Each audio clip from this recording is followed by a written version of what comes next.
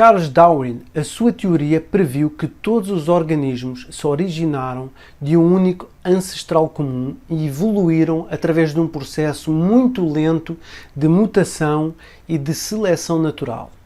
O próprio Darwin, no entanto, admitiu que não conseguia explicar o súbito aparecimento na Terra do primeiro grupo de animais complexos que aconteceu há 541 milhões de anos. A sua presença pode ser confirmada pelos seus fósseis. Mas onde é que estão os seus ancestrais? Eles parecem ter vindo do nada. Tais formas de vidas complexas não poderiam ser geradas através de mutação aleatória dentro de um curto espaço de tempo. Eles precisavam desenvolver um código de DNA coerente e um cronograma biológico muito mais longo. Francis Crick, biólogo molecular e co-descobridor do DNA, explica que o composto básico do DNA são as 4 subunidades chamadas de bases, que, quando emparelhadas, formam nucleotídeos. Estes nucleotídeos funcionam exatamente como o 0 e o 1 do código binário quando usamos computadores. A sequência destes nucleotídeos é como um livro de instruções para construir as proteínas que permitem a vida. O biólogo molecular Leroy Hood também descreveu o DNA como um código digital. Se uma forma de vida quer evoluir para uma mais avançada, ela deve mudar o seu código e criar novas informações coerentes. A teoria da evolução diz que isso sempre aconteceu através de mutações aleatórias do código do DNA. No entanto, vimos que o DNA funciona como um programa de computador e sabemos que se tentarmos reescrever aleatoriamente um código do sistema operacional, o sistema trava.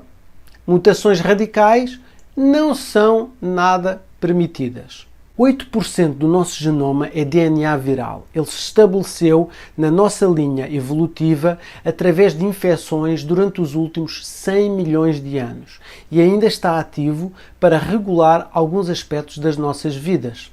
Uma vez que os seres vivos precisam de uma ordem específica do DNA, que processo de formação pode ter ocorrido? Ao longo do último século, vários matemáticos e físicos, como o grande John von Neumann, têm sido céticos em relação à ideia de que a criação da vida poderia ocorrer por acaso. Eles não acreditaram que, por conta própria, a mutação aleatória foi capaz de gerar novas e coerentes instruções para organismos viáveis. É uma questão de probabilidade.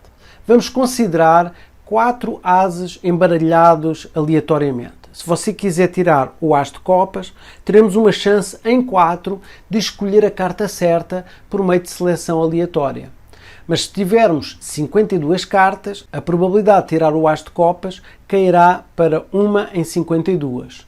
Mas se quisermos tirar todas as cartas do mesmo baralho nessa sequência precisa, as chances caem para 80 bilhões e 700 mil trilhões de trilhões de trilhões de trilhões. Um número elevado a 67, uma figura maior que o número de todos os planetas do universo. Desde a época do Big Bang, 13,8 bilhões de anos atrás, quando foi feita a primeira tentativa, a cada segundo de pegar aquela sequência de cartas aleatoriamente, o cálculo continuaria hoje e por milhões de anos que estão por vir. O DNA humano não tem 52, mas 3 bilhões de nucleotídeos, que precisam de ser combinados numa sequência muito específica para formar genes. De uma perspectiva matemática, uma origem aleatória da vida simplesmente não é plausível. Seria como jogar milhares de cartas esperando que caiam em sequências específicas. Mesmo que tenhamos começado na época da formação da Terra, teríamos apenas tempo para testar apenas uma pequena fração das combinações possíveis. Vamos então agora considerar o conceito da entropia. Entropia é a segunda lei da termodinâmica. É o princípio de que um sistema evoluiu espontaneamente de um estado de equilíbrio para um estado de desordem. Na natureza, podemos observar o processo de perda contínua de informação genética. Isto é uma manifestação de entropia. No entanto, o DNA dentro de cada célula irá continuadamente copiar e colar-se a si mesmo ao longo da vida de um organismo.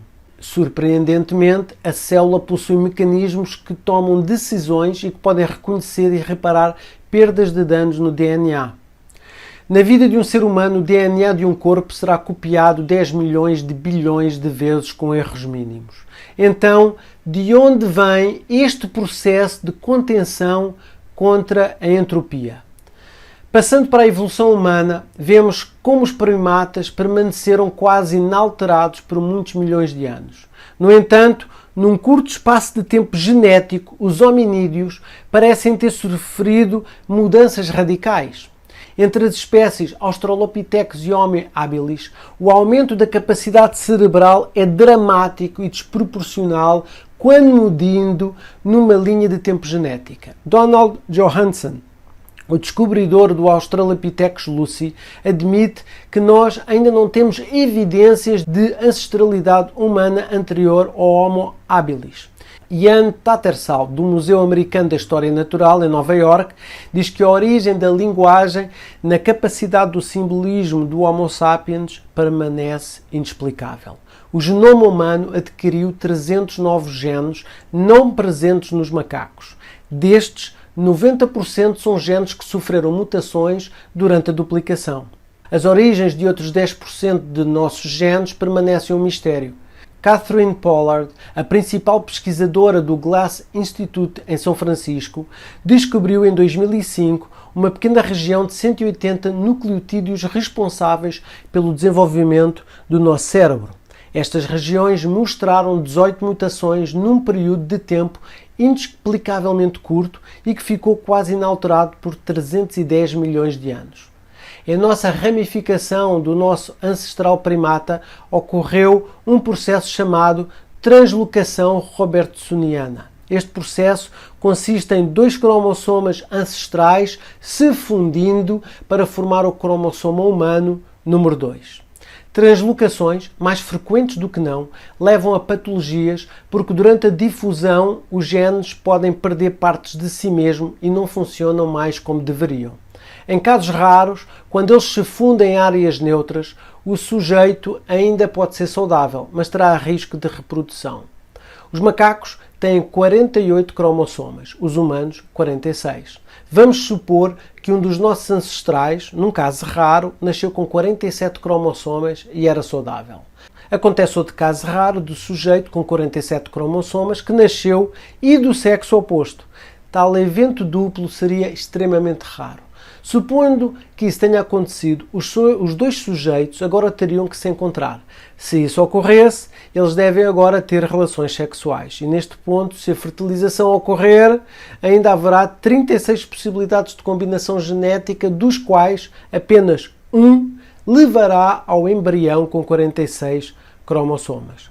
As chances de sucesso são de cerca de 1 em 7 bilhões e ainda desestabilizar a nova estrutura genética e o número de pares idênticos que seriam necessários.